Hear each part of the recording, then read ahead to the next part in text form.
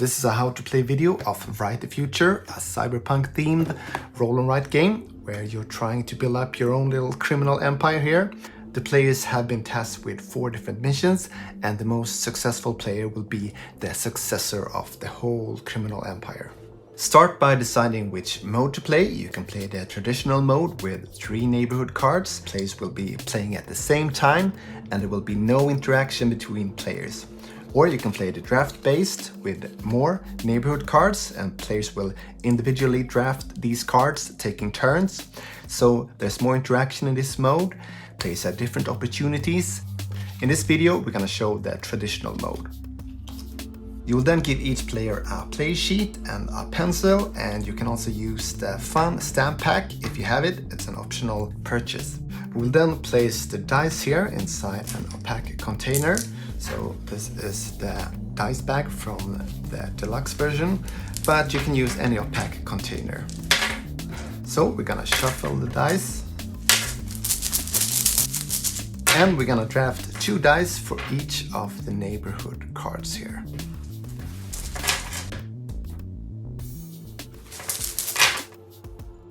So the dice, they represent the different resources in the game. The blue, they are agents. The teal colored are intel, the purple are weapons, and the yellow are money. Then we're going to thoroughly shuffle the mission cards here and draft 4 cards and put them up on display.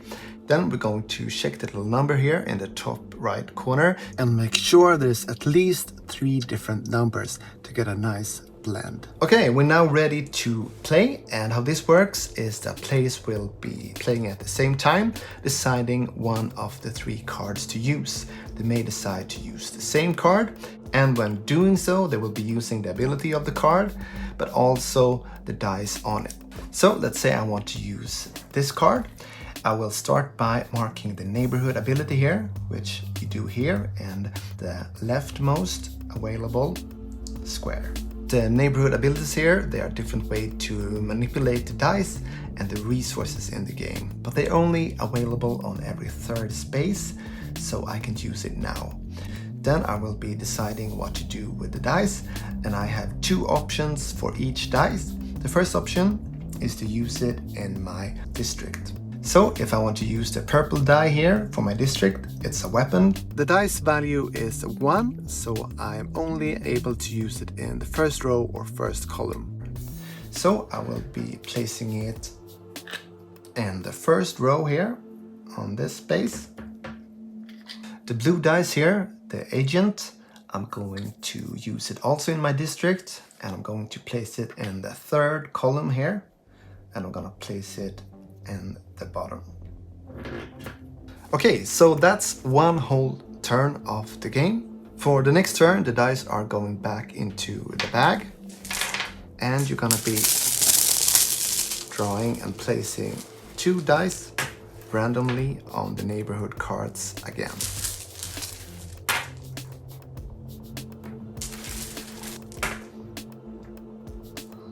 Here we go.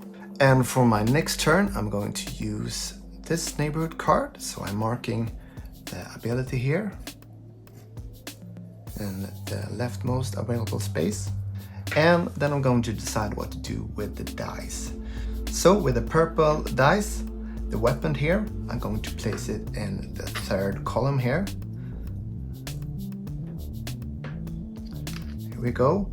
And the second dice here, the information, the teal colored one with the number 3. I'm actually going to use it for the black market. So this is the other way you may use the die. So you don't have to use it for the district. You can also use it for the black market. And at the black market, you can increase the value of the resources in your district by advancing on the different tracks here. So if I want to use this teal dice, the color of the die doesn't matter at all for the black market, it's only the value here. So I could use it for the agents here because they have no requirements, just a die. I could use it for the information because it's only uneven valued dice that can be used. I can't use it for the money value here because it's only even valued dice, but I could use it for the weapon here because all the options are available, so I will be crossing off the number 3 here. And what this means is that my value for the weapons are now 1 at the end of the game. So currently that would give me 2 points. 2 resources times the value I reached here. The other tracks here for these resources, you have to start at the top left with a little arrow here if you have the required die value. That concludes my second turn, so dice goes back into the bag here. I'm gonna shuffle them and we're gonna be placing 2 new dice on each of the neighborhood cards.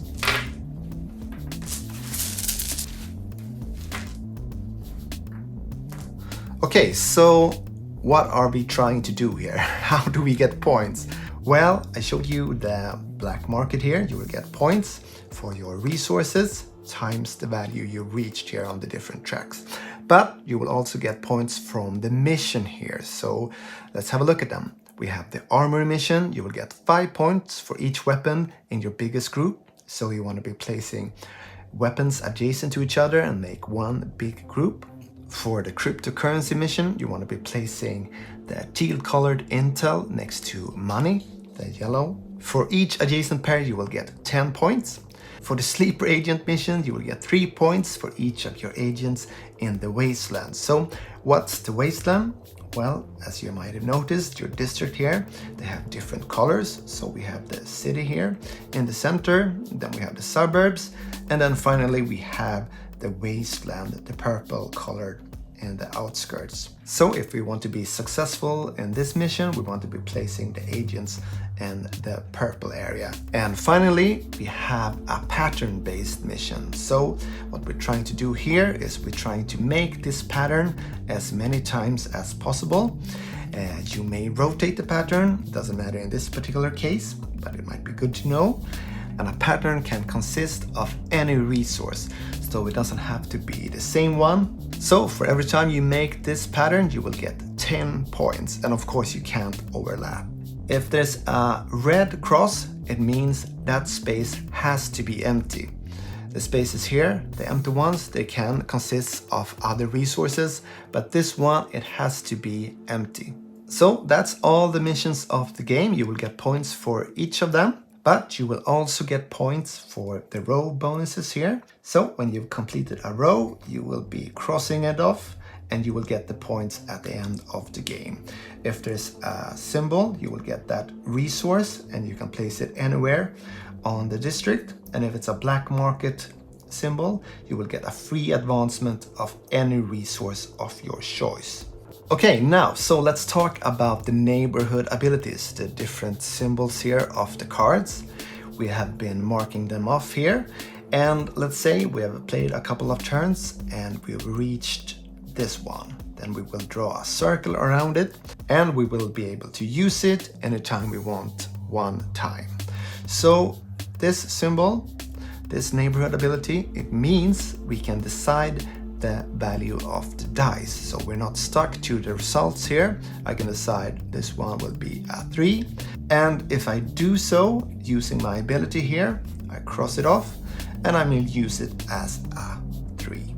This neighborhood abilities, it's similar, but you may decide the color of the die. So you're stuck with the value, but you can decide the color. So if I reached this one, I can decide this is a green teal information 1 and I will cross it off and I can use it as such. This neighborhood ability, it works a little bit different. You may cross over a resource like that and place it somewhere else. So let's say I prefer to have it here. The crossed over resource, it doesn't count for the missions, of course. It doesn't count for the black market. Okay, so that's the basics of the game. You will get points from the mission cards, you will get points from the black market, and you will get points for the row bonuses here. So just to make everything really crystal clear, we will be jumping ahead of time and I'm going to show you an end game scoring of the game. Okay, so when a player has completed 4 full rows or columns or maxed out 3 of the resources at the black market, it marks the end of the game and players will play one final round. So I'm going to show you an example here of an end game scoring. I'm going to walk you through it. So we're going to start with the row and column bonuses here. I only managed to reach one that will give me points. So it's 7 here. Then we're gonna be scoring the black market for agents here, and I reached the 4th space here. But the agents, they are a little more common resource, so the track, it goes 1, 1, 2, 3 victory points. So I will get 3 victory points here for each of my agents in the district. The crossed over agent, of course, it doesn't count, but I have 12, so I will get 3 points for each of those 12 agents, giving me 36 points. For the first mission here, the armory, I will get 5 points for each of the weapons of my biggest group here in the district. So I have 9. I just did one big group here, so I will get 45 points for the armory mission. For the intel at the black market, I will get 0 because I didn't cross any space here. The second mission, the cryptocurrency, I managed to get 3 pairs here of intel and money, so I will get 10 points for each of them, giving me 30 points. For the money at the black market here, I only reached 1 space here, so I will get 1 point for each of my money here in the district, giving me 3 points. So the third mission here, I will get 3 points for each agent in the wasteland. So that's the outer colored field here. So I went pretty hard for it. So I have 12 agents here in the outskirts in the wasteland. So I will get 36 points for the sleeper agents mission. And money at the black market here, I crossed over 3 space. So I will get 3 points for each of my weapon here. And I have 9.